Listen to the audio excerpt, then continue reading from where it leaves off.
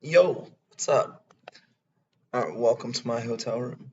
Uh, as you know, I like to do things and procrastinate, so I'm doing this really early in the morning in my poorly lit hotel room.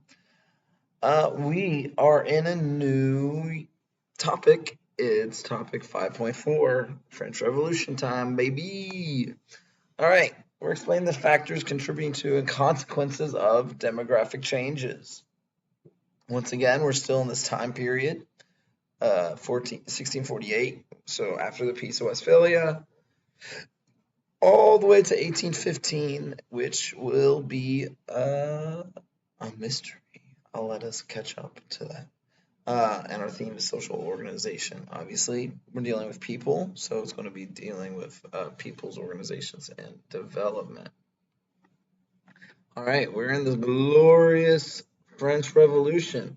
It's not like the English Glorious Revolution because it's quite the opposite. Lots of bloodshed. Yeah. Voice still on the struggle bus. So I'm sorry you have to hear this. Uh, I don't know. My voice was gone on Tuesday, and was still gone yesterday. Honestly, this is the best it's sounded like since Monday. So don't know what's up, but it's okay. All right. Before we unpack the French Revolution, we're just going to go from 1789 to 1794 today. It's only 5 years, but it's still pretty fast. We can go into so much detail in this, but just like the English Civil War, you just need to know the big picture stuff. There's not as many names as the English Civil War, but we're not going to get into the nit and gritty of this. Regardless, you still need to know what happened before. And simply put, if you're stuck on the French Revolution, you're like, what happened before? Just think, what did we do last unit? We talked about enlightenment. Who are those smart people called? Philosophers. All right.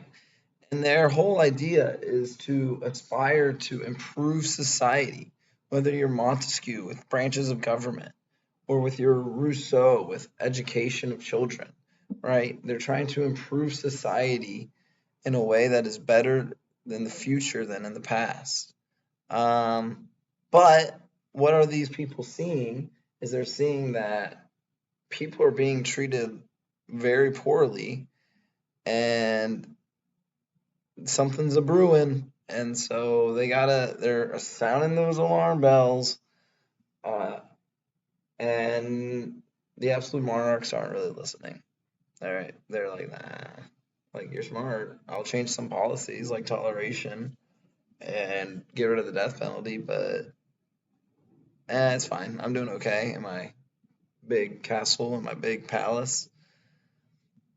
And then you also have to think another contextualization aspect of this is what we literally have been talking about the last week or so, which is the 7 Years' War and uh, the American Revolution, right? So, France, because that's what we're hyper focusing on right now, France is tangled up in all these foreign wars. So, wars outside of France, obviously.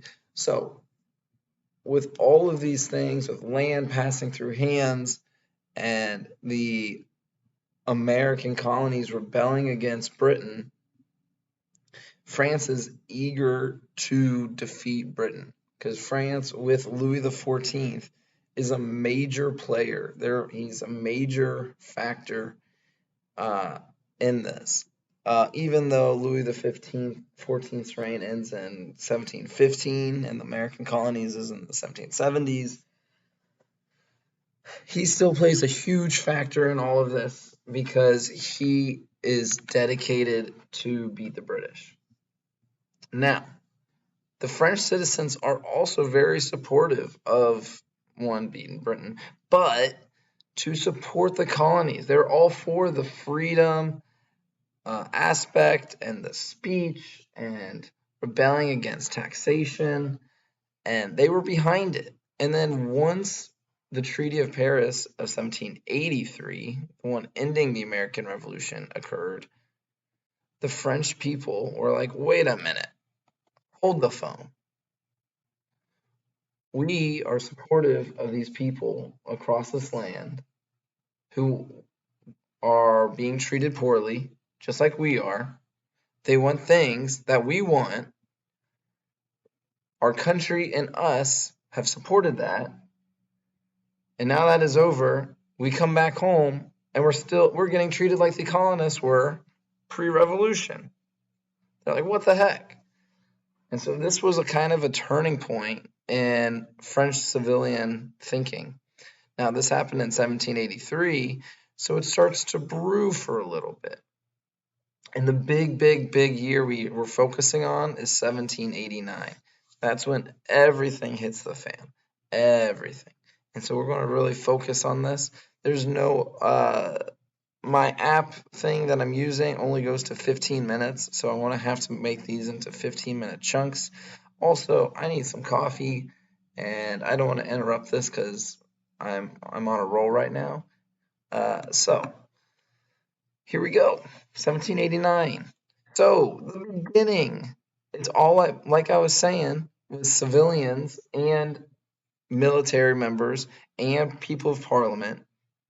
They're all recognizing that these changes in the American colonies is a direct reflection of what their country is experiencing. And so it's all about the people. People. And you have to think the French government is separated to three parts, which we'll get to in a second. But one of the parts is represented by 97%. And 97% of the people aren't doing great. They're hungry. They're starving. They're poor. They're desperate. They're just eager for change. They're eager for improvement.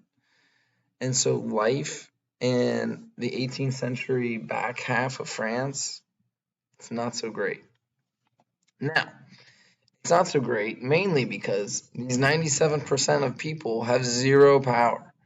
All the power is in the government.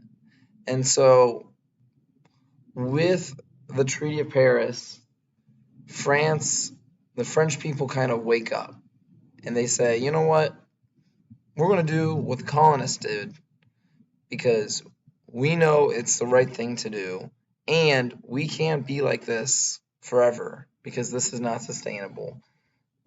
Being poor, being hungry all day, all the time, it's not sustainable. It's not healthy for us. It's not healthy as our country. We need to change. All right. Now, there's three big causes. All right, I'm sure you can go down and find more causes, but these are the three big ones that I'm going to focus on. It's going to be taxes during an economic crisis after this, all these foreign wars. The imbalance of the Estates General, which is their government system that they're doing. And you can see on the left, this is a picture of their government system of the three different estates. And then the third one is my favorite, bread. All right, let's get into this. All right, we got, 9 minutes in, so we got a little less than 6. Here we go. So the French economy, it goes into a spin. Oh, can you guys see here? Do I need to move this over here? All right, so once again, Louis XIV, he's trying to conquer the world through like wars of succession. He participates in the 7 Years' War in the back half because I believe the Treaty of Utrecht was 1713 and he dies in 1715. So he participated in 7 Years' War and he participated in the Spanish Succession. He made many attempts. None of them prevailed. He had Jean-Jacques Colbert with money, but when Jean-Jacques Colbert died, France goes deep into debt because they continue fighting wars. They continue helping. Uh, they get involved in India and they get involved in the Americas, and they're all tangled. And then they don't have Colbert helping out with money, and so they have to figure out once 1789 hits, how do we pay back all this money? We're up to our eyeballs in debt. How can we figure this out? And so they say, oh, it's taxes. We'll just hike up the tax. That solves everything. However, the noble and the clergy were exempt, of course, which meant that all of the financial burden goes to the peasants. Now, as you can tell, or might guess, this doesn't go over so well. Now, just to reiterate, I think it's on the next slide, so I won't go. Nobles and clergy, nobles of the robe, and part of members of the church don't have taxes raised. Let me show you this back over here. And then people who are struggling for food and struggling for jobs and struggling to have a roof over their head just get screwed with taxes getting charged on them. And the best part is, in the general estate system, they get very little political say. So their voices aren't being heard, and they're just getting completely punched in the gut every time. While the people next to them, who are rich, who have lots of money, who are flaunting it in their face, don't get taxed at all. And so that sends a very, very sour message. All right, and gotta move this back over here. All right, so that was the first reason. The first reason is the economic crisis after all these foreign wars, and that's kind of a common trend. You'll see lots of economies dip. Like the War of 1812 had a little panic called the Panic of 1819. You have World War I. There was a mini recession. In World War II, we didn't really have one. But you see a lot of big wars, and then an economy kind of dips. So it's not too uncommon. Now, we only got a few more minutes. I'm going to talk about the imbalance of the Estate General. I'm going to go get some coffee, and I'm going to make video number 2. So, the Estates General, it's represented by 3 groups: the clergy, the nobility, everyone else. All right. Remember, France at this point in time is Catholic. They are a Catholic state, and they represent roughly 1% of the population. However, France is tolerant now, so it's many Huguenots, the most amount, but there's still a big Catholic presence. Catholics' presence in the parliament. There's a big Catholic presence within the parliament, within the Estates General. And then, of course, the nobility, the rich people, and then everyone else, the commoners. So,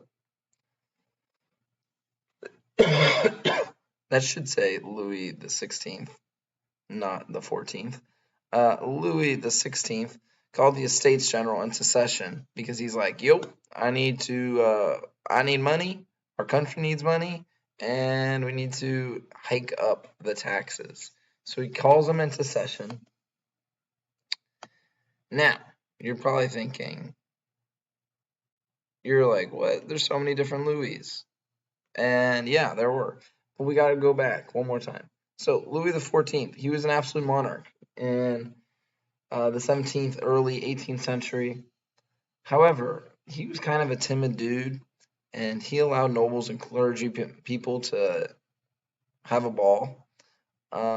And that weakened the monarchy because he's hyper-focused on these wars.